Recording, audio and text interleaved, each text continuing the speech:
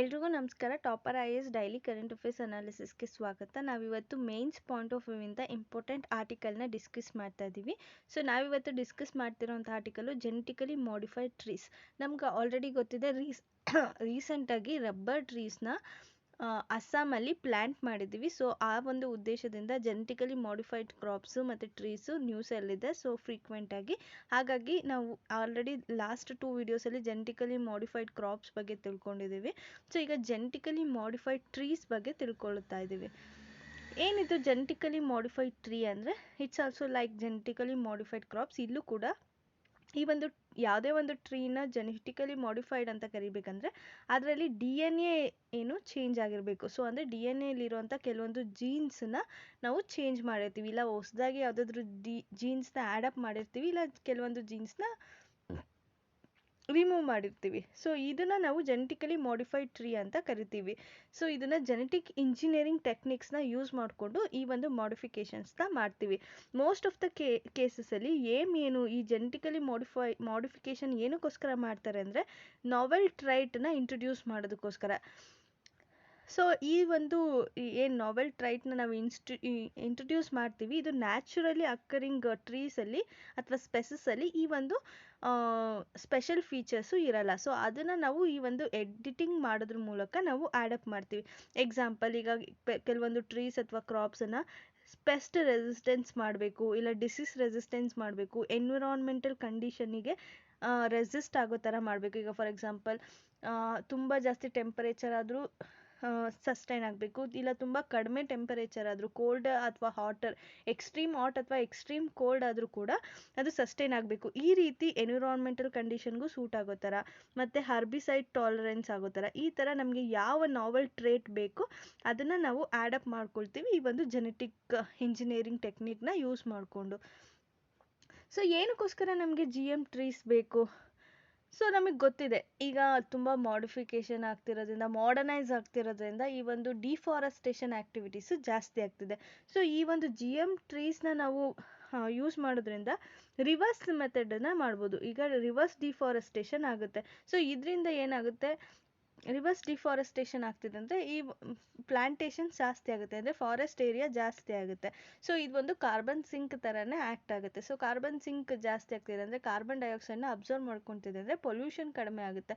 So carbon dioxide content environmental ಕಡಿಮೆ ಆಗ್ತಿದೆ ಅಂದರೆ ಕ್ಲೈಮೇಟ್ ಚೇಂಜ್ ಏನಾಗ್ತಿದೆ, ಕ್ಲೈಮೇಟ್ ವಾರ್ಮಿಂಗ್ ಆಗ್ತಿದೆಯಲ್ಲ, ಸೊ ಅದನ್ನು ಕೂಡ ನಾವು ರೆಡ್ಯೂಸ್ ಮಾಡ್ಬೋದು ಅಂತಲೇ ಹೇಳ್ತಿದ್ದಾರೆ. ಸೊ ಈಗ ರಿವರ್ಸ್ ಡಿಫಾರೆಸ್ಟೇಷನ್ ಆಗುತ್ತೆ, ಮತ್ತು ಈ ಒಂದು ಪಲ್ಪ್ ವುಡ್ಡಿಗೆ ಏನು ತುಂಬ ಡಿಮ್ಯಾಂಡ್ ಜಾಸ್ತಿ ಆಗ್ತಿದೆ ಅಲ್ವಾ, ಸೊ ಇದನ್ನು ಮೀಟ್ ಮಾಡೋದಕ್ಕೆ ಇದು ಹೆಲ್ಪ್ ಮಾಡುತ್ತೆ ಅಂತಲೇ ಹೇಳ್ಬೋದು. ಮತ್ತು ಈ ಒಂದು ಜೆನೆಟಿಕಲಿ ಆಲ್ಟರ್ ಮಾಡಿರೋಂಥ ಟ್ರೀಸು ಫಾಸ್ಟಾಗಿ ಗ್ರೋ ಆಗುತ್ತೆ as compared to natural trees, ಮತ್ತು ಬೆಟರ್ ಕ್ವಾಲಿಟಿ ಆಫ್ ಈಲ್ಡನ್ನು ಕೂಡ ಇದು ಪ್ರೊಡ್ಯೂಸ್ ಮಾಡುತ್ತೆ, ಮತ್ತು ಬೆಟರ್ ಕ್ವಾಲಿಟಿ ಆಫ್ ವುಡ್ಡನ್ನು ಕೂಡ ಪ್ರೊಡ್ಯೂಸ್ ಮಾಡುತ್ತೆ even in extreme temperature. So ಹಾಗಾಗಿ ಇದೊಂದು ತುಂಬ ಬೆನಿಫಿಟ್ಸ್ನ ಪ್ರೊವೈಡ್ ಮಾಡುತ್ತೆ ಅಂತಲೇ ಹೇಳ್ಬೋದು. ಮತ್ತು ಫಾರೆಸ್ಟ್ರಿಗೆ ಇದೊಂದು ಬೂನ್ ಅಂತಲೇ ಹೇಳ್ಬೋದು, ಅಂದರೆ ವರ ಇದ್ದಂಗೆ. ಏನಕ್ಕೋಸ್ಕರ ಅಂದರೆ ಇದು ಕ್ಲೈಮೇಟ್ ಚೇಂಜ್ ಏನಾಗ್ತಿದೆ ಅದನ್ನು ಕೂಡ ಅವಾಯ್ಡ್ ಮಾಡೋದಕ್ಕೆ ಹೆಲ್ಪ್ ಮಾಡುತ್ತೆ. ಸೊ ನಾವು ಆಲ್ರೆಡಿ ಡಿಸ್ಕಸ್ ಮಾಡಿದೆ. ಸೊ ಈ ಫಾರೆಸ್ಟ್ ಏನಾಗುತ್ತೆ, ಕಾರ್ಬನ್ ಸಿಂಕ್ ಥರ ಆ್ಯಕ್ಟ್ ಮಾಡೋದ್ರಿಂದ ಸೊ ಎನ್ವಿರಾನ್ಮೆಂಟಲ್ಲಿರುವಂಥ ಕಾರ್ಬನ್ ಡೈಆಕ್ಸೈಡ್ನ ಅಬ್ಸರ್ವ್ ಮಾಡಿಕೊಂಡು ಕ್ಲೈಮೇಟ್ ವಾರ್ಮಿಂಗ್ ಆಗೋದನ್ನು ಅವಾಯ್ಡ್ ಮಾಡುತ್ತೆ ಅಂತಲೇ ಹೇಳ್ಬೋದು. ಸೊ ಆಲ್ರೆಡಿ ಯುನೈಟೆಡ್ ನೇಷನ್ ಏನು ಮಾಡಿದೆ, ಈ ಒಂದು ಜೆನೆಟಿಕಲಿ ಇಂಜಿನಿಯರ್ ಟ್ರೀಸ್ನ ಪ್ಲ್ಯಾಂಟ್ ಮಾಡೋದಕ್ಕೆ ಪರ್ಮಿಷನ್ನ ಕೊಟ್ಟಿದೆ. ಬಿಕಾಸ್ ಇವು ಕಾರ್ಬನ್ ಸಿಂಕ್ಸ್ ಥರ ಆ್ಯಕ್ಟ್ ಆಗುತ್ತೆ ಅಂಡರ್ ಕೈಟೋ ಪ್ರೋಟೋಕಾಲ್, ಅಂದರೆ ಕ್ಲೀನ್ ಡೆವಲಪ್ಮೆಂಟ್ ಮೆಕ್ಯಾನಿಸಮ್ ಅಂಡರಲ್ಲಿ ಈ ಒಂದು ಜೆನೆಟಿಕಲಿ ಇಂಜಿನಿಯರ್ ಟ್ರೀಸ್ನು ಕೂಡ ಪ್ಲ್ಯಾಂಟ್ ಮಾಡೋದಕ್ಕೆ ಯುನೈಟೆಡ್ ನೇಷನ್ನು ಪರ್ಮಿಷನ್ನ ಕೊಟ್ಟಿದೆ. ಸೊ ಜೆನೆಟಿಕಲಿ ಇಂಜಿನಿಯರ್ ಟ್ರೀಸ್ ಏನು ಮಾಡುತ್ತೆ ಅಂದರೆ ಇದೊಂದು ಆಲ್ಟರ್ನೇಟಿವ್ ಫಾಸಿಲ್ ಫ್ಯೂಯಲ್ಸ್ ಆಗಿ ನಾವು ಯೂಸ್ ಮಾಡ್ಕೊಳ್ಬೋದು. ಸೊ ಹೇಗೆ ಇದನ್ನು ಯೂಸ್ ಮಾಡ್ಕೊಳ್ಬೋದು ಅಂದರೆ, ಈ ಜೆನೆಟಿಕಲಿ ಇಂಜಿನಿಯರ್ಡ್ ಅಥವಾ ಮಾಡಿಫೈಡ್ ಟ್ರೀಸ್ ಏನಿದ್ದಾವೆ ಸೊ ಇದು ಎಥನಾಲ್ನ ಪ್ರೊಡ್ಯೂಸ್ ಮಾಡುತ್ತೆ. ಸೊ ಇದು ಒಂದು ಗ್ರೀನ್ ಫ್ಯೂಯಲ್, ನಮಗೆ ಆಲ್ರೆಡಿ ಗೊತ್ತಿದೆ, ಬಯೋ ಫ್ಯೂಯಲ್ ಆಗಿರ್ಬೋದು, ಈ ಎಥನಾಲ್ ಇರ್ಬೋದು, ಇವೆಲ್ಲನೂ ನಾವು ಗ್ರೀನ್ ಎನರ್ಜಿ ಅಂತಲೇ ಕನ್ಸಿಡರ್ ಮಾಡಿದ್ದೀವಿ.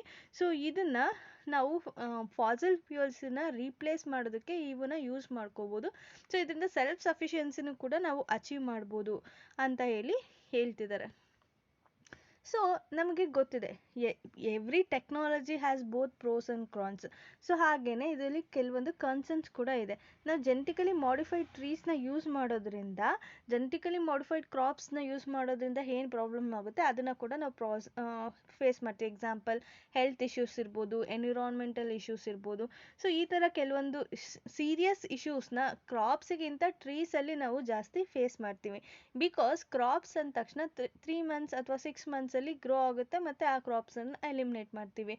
ಅದೇ ಟ್ರೀಸ್ ಅಂದರೆ ಹಾಗಲ್ಲ, ಇದು ತುಂಬ ಪೆರಿನಿಯಲ್ ಅಂತಲೇ ಹೇಳ್ಬೋದು. ಈಗ ಒಂದು ಟ್ರೀ ಅಂದ ತಕ್ಷಣ ಅದು ತುಂಬ ವರ್ಷ ಬದುಕಿರುತ್ತೆ. ಸೊ ಆ ಒಂದು ಟ್ರೀ ಬಗ್ಗೆ ನಾವು ಸ್ಟಡಿ ಮಾಡಬೇಕು ಅಂದರೆ ತುಂಬ ವರ್ಷ ಅದನ್ನು ಅಬ್ಸರ್ವ್ ಮಾಡಬೇಕಾಗುತ್ತೆ.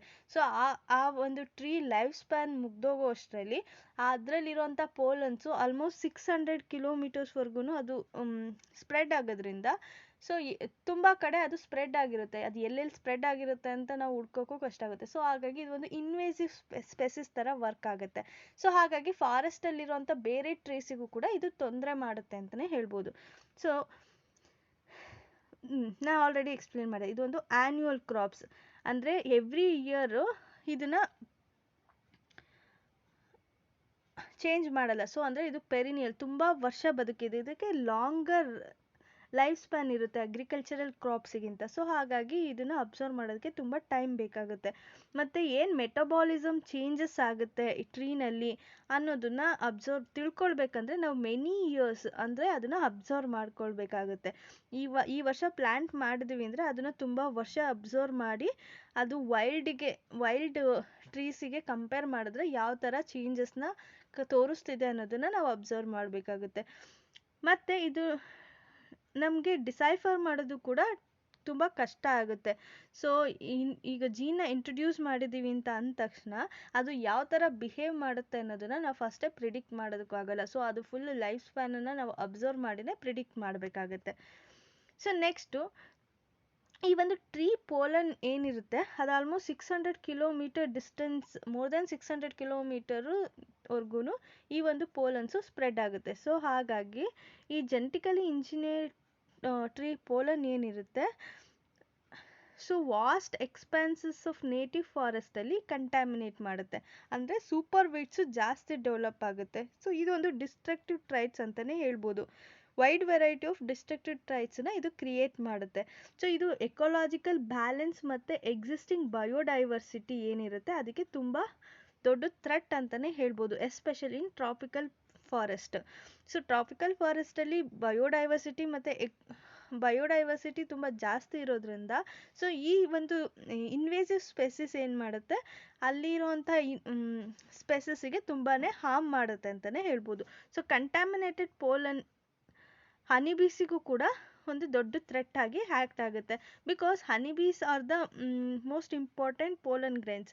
ಅಂದರೆ ಪಾಲಿನೇಷನ್ನ ಮಾಡೋದಕ್ಕೆ ಈ ಒಂದು ಹನಿಬೀಸ್ ಏನಿರುತ್ತೆ ಅದು ತುಂಬ ಹೆಲ್ಪ್ ಮಾಡುತ್ತೆ. ಸೊ ಈ ಒಂದು ಹನಿಬೀಸಿಗೂ ಕೂಡ ಇದು ಅಫೆಕ್ಟ್ ಮಾಡುತ್ತೆ ಅಂತ ಹೇಳ್ತಿದ್ದಾರೆ. ಸೊ ನಮಗೆ ಗೊತ್ತಿದೆ GM ರಬ್ಬರು ಇವಾಗ ತುಂಬ ನ್ಯೂಸಲ್ಲಿದೆ. ಸೊ ಹಾಗಾಗಿ it is very very important.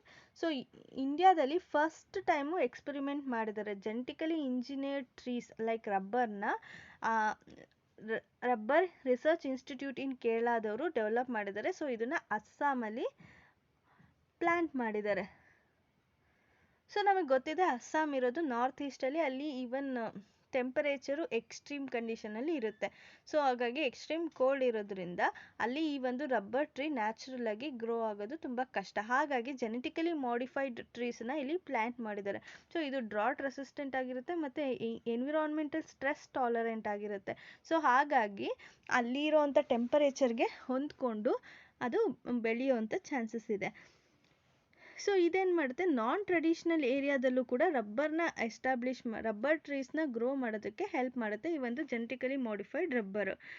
So even condition not favourable ಆಗಿದ್ರು ಕೂಡ ಇದು ಅಲ್ಲಿ ಅಡಾಪ್ಟೇಷನ್ಸ್ನ ಮಾಡಿಕೊಂಡು ಬೆಳೆಯುತ್ತೆ ಅಂತ ಹೇಳ್ತಿದ್ದಾರೆ. ಸೊ ನಾವು ಆಲ್ರೆಡಿ GM ರಬ್ಬರ್ ಬಗ್ಗೆ ಅಸ್ಸಾಮಲ್ಲಿ ಪ್ಲ್ಯಾಂಟ್ ಆಗಿರೋದ್ರ ಬಗ್ಗೆ ಪ್ರಿಲಿಮ್ ಸೀರೀಸಲ್ಲಿ ನಾವು ಡಿಸ್ಕಸ್ ಮಾಡಿದ್ದೀವಿ. ಸೊ ಇದನ್ನು ಡೆವಲಪ್ ಮಾಡಿರೋದು Kerala based rubber research institute of India.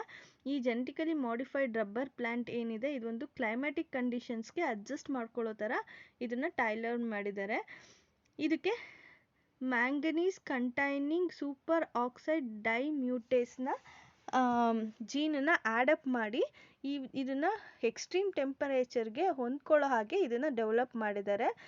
So ಅಂದರೆ ಕೋಲ್ಡ್ ಕಂಡೀಷನ್ಸ್ ಇದ್ದರೂ ಕೂಡ ವಿಂಟರಲ್ಲಿ ಇದು ಸಸ್ಟೈನ್ ಆಗುತ್ತೆ ಅಂತ ಹೇಳ್ತಿದ್ದಾರೆ. ಸೊ ನ್ಯಾಚುರಲ್ ರಬ್ಬರು ಈ ಒಂದು ಕೋಲ್ಡ್ ಕಂಡೀಷನ್ಗೆ ಅಡ್ಜಸ್ಟ್ ಆಗಲ್ಲ. ಸೊ ಇದು ಎಲ್ಲಿ ಸೂಟಬಲ್ ಆಗುತ್ತೆ ಅಂದರೆ it is native to warm humid Amazon forest. So ಅಂದರೆ ಅಮೆಝಾನ್ ಫಾರೆಸ್ಟಲ್ಲಿ ಹ್ಯೂಮಿಡ್ ವಾರ್ಮ್ ಕಂಡೀಷನ್ ಎಲ್ಲೆಲ್ಲಿರುತ್ತೆ ಆ ಒಂದು ಕ್ಲೈಮ್ಯಾಟಿಕ್ ಕಂಡೀಷನಲ್ಲಿ ಮಾತ್ರ ನ್ಯಾಚುರಲ್ ರಬ್ಬರ್ ಬೆಳೆಯುತ್ತೆ. ಸೊ ಆದರೆ ಈ ಜೆನೆಟಿಕಲಿ ಮಾಡಿಫೈಡ್ ರಬ್ಬರು ಎಲ್ಲ ಕಡೆನೂ ನಾವು ಬೆಳೆಸ್ಬೋದು, ಬಿಕಾಸ್ ಇಟ್ ಈಸ್ ಕೋಲ್ಡ್ ಕಂಡೀಷನ್ಗೂ ಕೂಡ ರೆಸಿಸ್ಟೆನ್ಸ್ ಆಗಿದೆ. ಮತ್ತು ಇದು naturally not suited for the colder condition in the north east. Natural ಆಗಿ ತೊಗೊಂಡ್ರೆ ಇದು ನಾರ್ತ್ ಈಸ್ಟ್ಗೆ ಸೂಟಬಲ್ ಆಗಲ್ಲ. ಬಟ್ ಜೆನೆಟಿಕಲಿ ಮಾಡಿಫೈಡ್ ಏನಿದೆ ಇವನ್ ಅದು ನಾರ್ತ್ ಈಸ್ಟಲ್ಲೂ ಕೂಡ ಗ್ರೋತ್ ಆಗುತ್ತೆ. ಅದಕ್ಕೆ example Assam. Thank you all. If you have any doubts you can ask in the comment section. ನಿಮಗೆ ಈ ಒಂದು ವಿಡಿಯೋ ಇಷ್ಟ ಆಗಿದ್ರೆ ಲೈಕ್ ಮಾಡಿ, ಶೇರ್ ಮಾಡಿ ಮತ್ತು ಕಮೆಂಟ್ ಮಾಡಿ. ಮತ್ತು ಈ ಟಾಪರ್ IAS ಚಾನಲ್ನ ಸಬ್ಸ್ಕ್ರೈಬ್ ಮಾಡಿ ಹಾಗೂ ಅಲ್ಲಿರುವಂಥ ಬೆಲ್ ಐಕನನ್ನು ಒತ್ತಿ. ನಿಮಗೆ ಈ ಒಂದು PDF ಬೇಕು ಅಂದರೆ ಟಾಪರ್ IAS ಆ್ಯಪಿಂದ ಡೌನ್ಲೋಡ್ ಮಾಡ್ಕೊಳ್ಳಿ. Thank you all.